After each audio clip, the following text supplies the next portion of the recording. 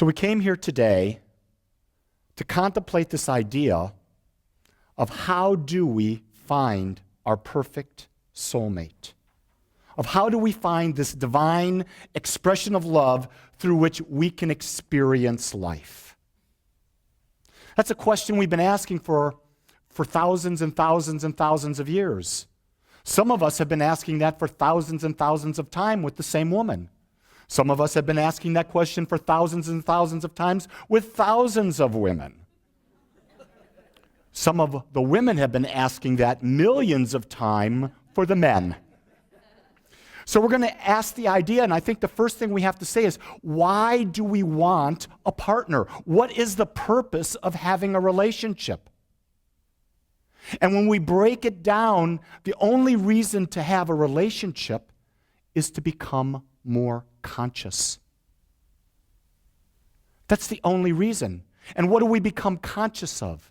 We become conscious of the aspect that we are in life, the ability to experience life in its allness, to be able to create a life that is beyond our dreams, beyond our visions, so that we are expanding the very essence of God that we are. And so we come back to the idea that the only reason we're ever in relationship is to support and grow ourselves. And as we are being supported and as we are growing, we support and grow others. The key thing is that when we're looking for this partner, we're looking for this person to dance with, we get the choice. Do we want to dance and have it be a very difficult dance, a very painful dance? Or do we want to dance an easy dance, an effortless dance, a dance that is flowing and smooth? We have that choice because why? Let's come back to the very essence of who we are. We're the God expression. We are the infinite expression of the divine right here, right now. And that is the hardest aspect of our leap of faith that we're making in any moment. We can understand that there's an infinite power and presence. We understand that. We think we do. Because if we truly embodied that, we would understand that this temple that we are is that expressing, and it is without limitation. But we put all these mind thoughts there, and we become all of this information. Misinformation, misbelief, mistruth. You see, we are living an illusion that is not the truth because we can have, do, and be anything we choose. The quality of our relationships that we have in our life today is in direct proportion to the relationship, to the love that we have with ourselves. How much you love your very physical temple will be the reflection of how you love another human being. How much you mentally accept all aspects of your being will be what you attract from another. And if you are feeling low about your body, about your self-esteem, no matter what sex you are, no matter how old you are, no matter what, if you are feeling low, guess what? You are opening yourself up to be subordinated against because you will attract the opposite, which will dominate. Does that make sense? And if you are a dominating personality, chances are you will attract someone that will subordinate themselves to you. And then you are in a relationship where you've got a dominant and a lower aspect, and what is the cause there? You've got victimhood, you've got conflict, you've got inharmony. The idea when we're looking for a relationship is to find someone that is at the level of consciousness that we are, and we come together with an agreed upon purpose to love, to support, to experience, to express, to become more of what we are, and we do that for each other, and we do that without judgment. You see, that's the critical thing about relationships, is that when we can do that without judgment, it doesn't matter who we're with. Do you feel that? If you cannot be judgmental about the other person and how they're helping you to grow, then life becomes easy, because the difficulty in life comes from the perceived idea that we're being judged, or the fact that we are judging, because judgment causes separation. Separation takes us out of oneness. When we come out of oneness, we don't believe that God is all there is. You see how everything goes back to loving God? Because to love God means you have to love all things. You have to love everything because it's all God in expression. And God, if you're in the allness, if you're in the oneness, you cannot possibly judge because God doesn't judge. How can God judge anything? Because in order to judge, there would mean there would be something outside of God that God could use to judge itself against. And you see, being infinite, there's nothing outside of it. In our microcosm of our expression and our experience, we think we are separate. Therefore, we form I guess it's called our God-given right to judge. But you see, our God-given right is to come back to the oneness. That's where we go. So,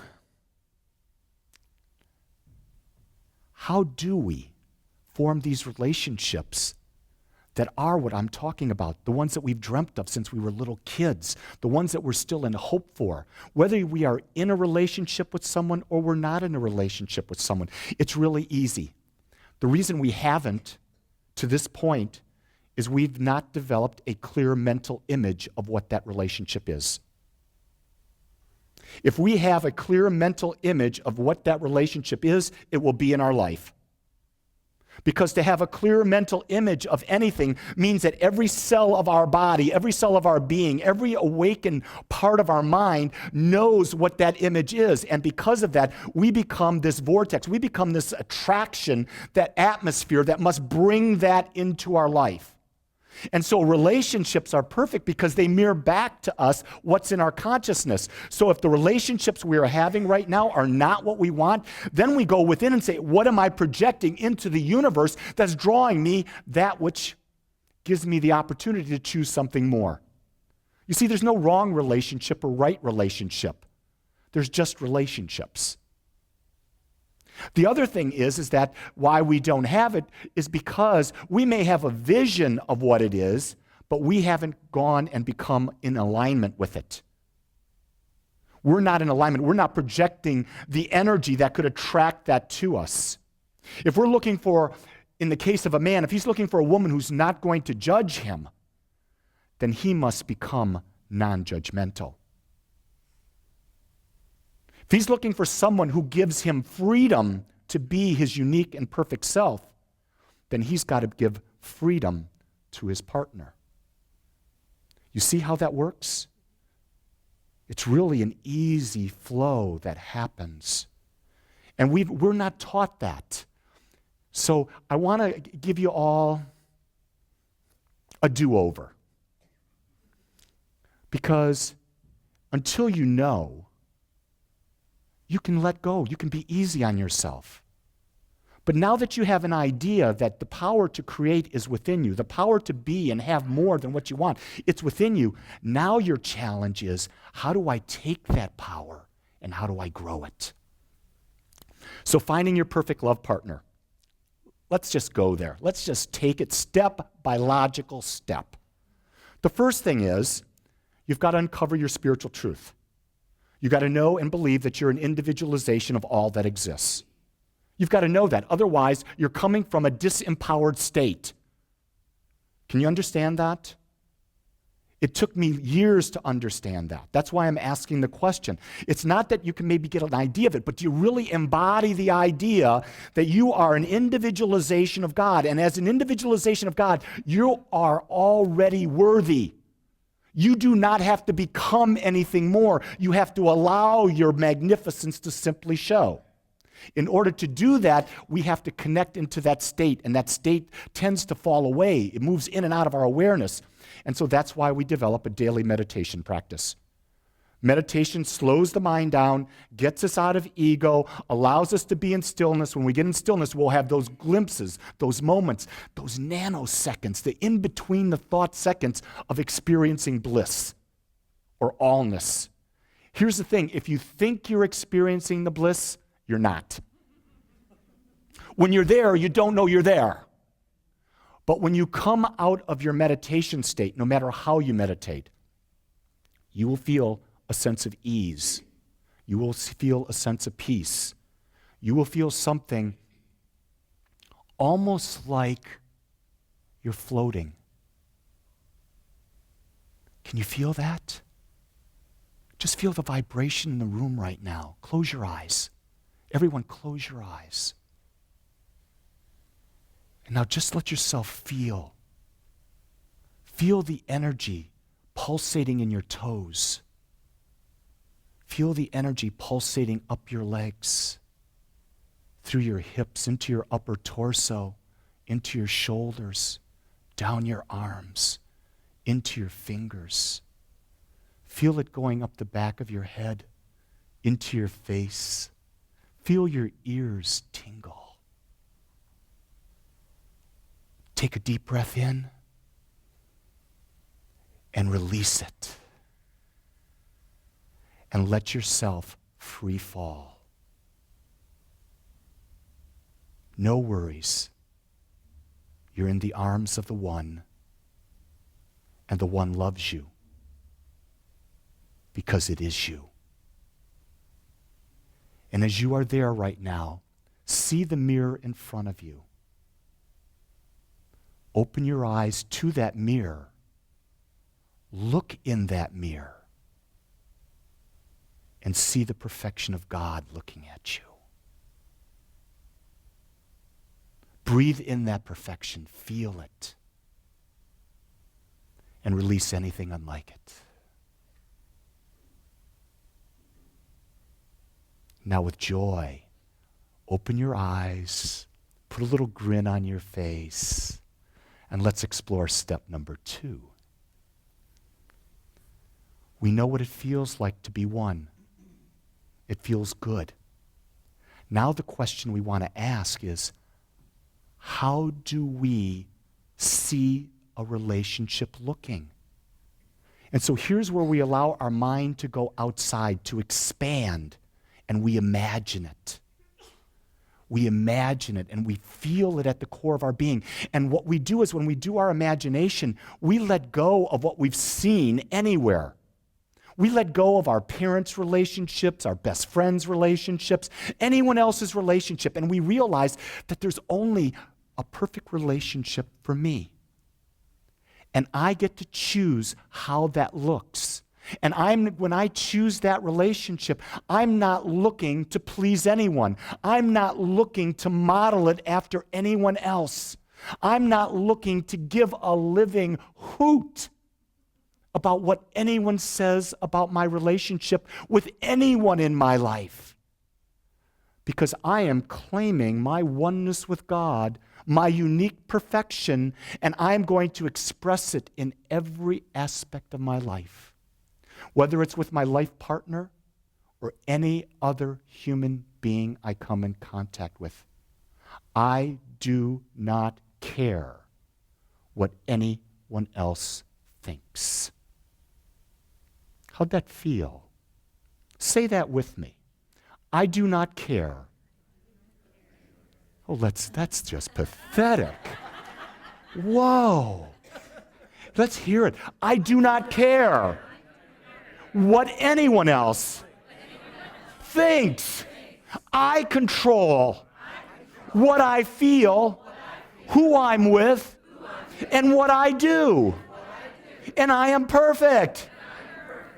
Yes, you are. Did that feel good? You see, we got into oneness, and now we started claiming that we are the power in our lives. We are that which we've been seeking for. We don't need affirmations from anyone. People they come up to me and say, Lee, what does your wife think about the stuff you do? I says, I don't care. I truly don't. I love her. That's why I don't care. You see, if I love my wife, it means that I've given her freedom to be herself, so she doesn't have to care what I do. I sometimes get offended by that. After all, I think the universe centers right here on me. And isn't that what we all do?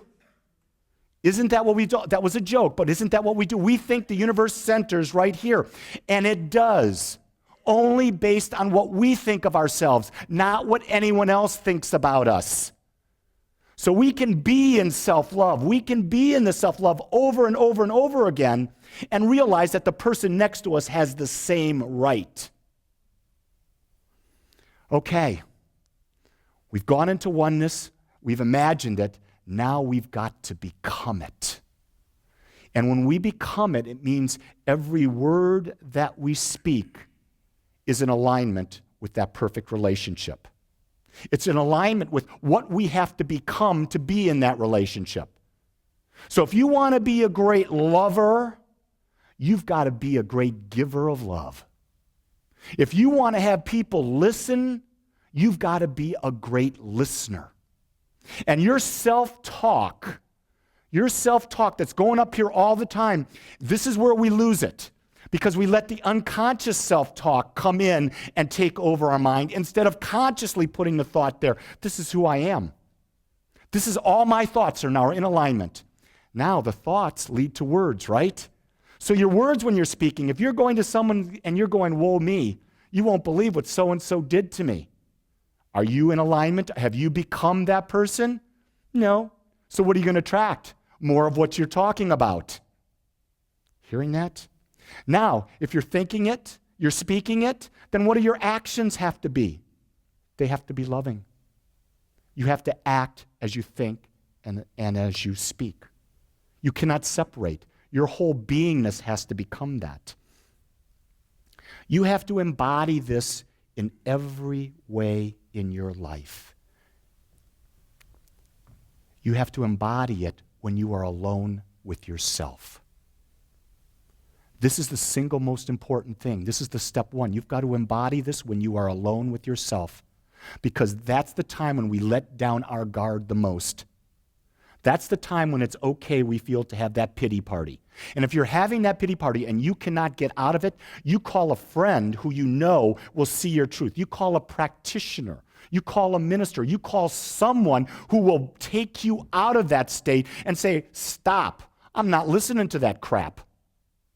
Because that's exactly what it is. It's CRAP. I don't have an acronym for that, but I'll come up with one later. DeMartini's real good at how he does that. I haven't perfected that art yet. But then again, I'm not comparing myself to John. So I don't have to live up to that standard, do I? You see how you got to practice that? All the thoughts have to be in alignment. All the thoughts. And if we think we're going to get to the ultimate state, we are gravely mistaken. Because it is a journey we're on. We're always going to be becoming more. There will always be contrast. There will always be a next step of evolution. So we can now go to the next step, and that is to be in non-judgment. And always believe that we're doing our best in any moment. And if we believe that, then we say, yeah, I was in this horrific situation, and this is what I did. Yeah, but that was the best I could do. Yes, I was in this marriage that ended last year, but that was the best I could do. And that relationship, my past relationship or the past experience I had with my partner, gave me a greater clarity from which now I can imagine a greater relationship. I can now go into oneness on that relationship. I can now think, speak, and act and go into gratitude on all that newness. Now what have I created? A better relationship with myself, with the divine, and with everyone in my life. This idea that we have to find our perfect mate is just BS. The key thing is we have to allow our perfect mate. When you are vibrating and you've done all the work, when you've got into oneness, you've imagined it, you speak it, think it, act from it, you're grateful for it, you've forgiven all the past, you are putting out an energy. And when you put out that energy, it will only attract that which is like it. You see, and when we allow,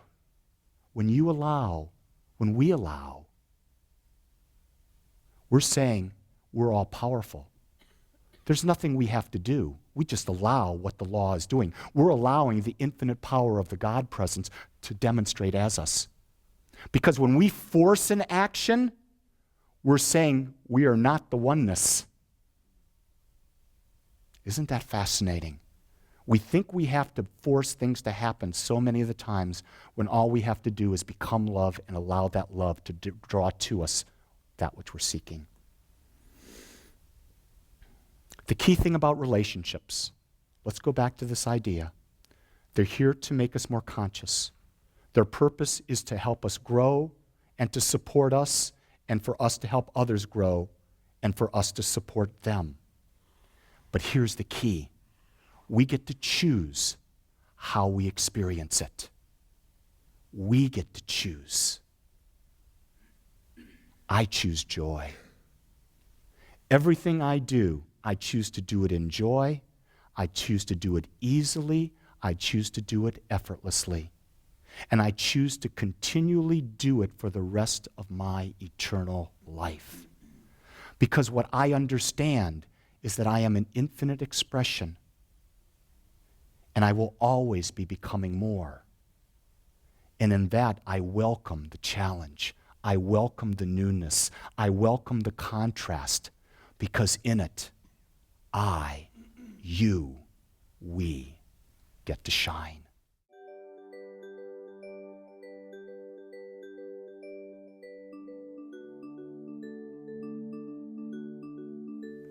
I want to thank you for joining us today. I am so grateful that you took your time to watch or listen to this message. If you found this message beneficial, I would ask you to go to our website. Once there, click on the Contribute button and experience the joy of conscious and purposeful giving. It is through your gifts that we are able to bring this message to the world. I would also ask you to please share this message with anyone you feel might benefit. Again, I want to thank you for joining me and the Agape community as together we bring joy to life.